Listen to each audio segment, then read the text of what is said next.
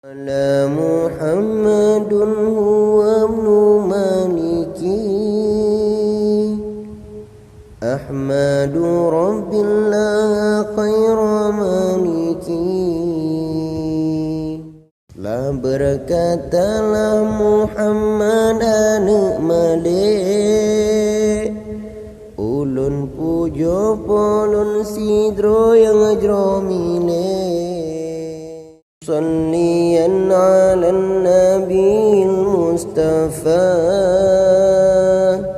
wa alil mustakmilina syarafa. Selawat ada nabi yang pilihan, ada wari kesempurna muliaan. Wa asta'inullah fi alfiyah, maqasidun nahwi biha mahwiyah. Lelaki tolong ba Allah nadam alfiyah, maksudnahu terkandung dalam alfiyah. Qarribul aqsa bil lafdin mujadhi, wa tawasutul badla bi wa'din munjadhi.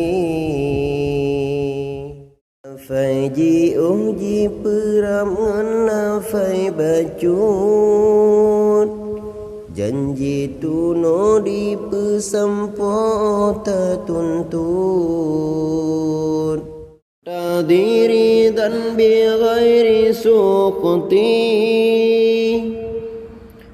faiqatan alfiyat tabni muti.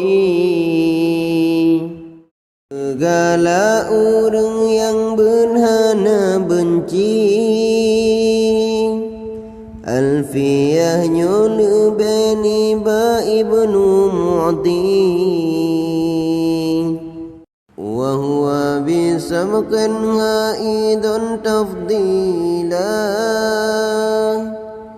mustaujibun sana'iyal jamila. Wallahu yaqdi bihibatin wafirah, liwalahu fi darajatil akhirah. Allahu kumlun nganganyan di akhirat, masing-masing negeri manyang badarajat.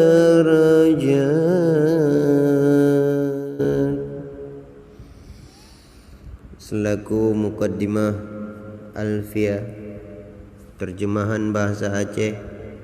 Mungkin singo dah sambung kembali bab kalam.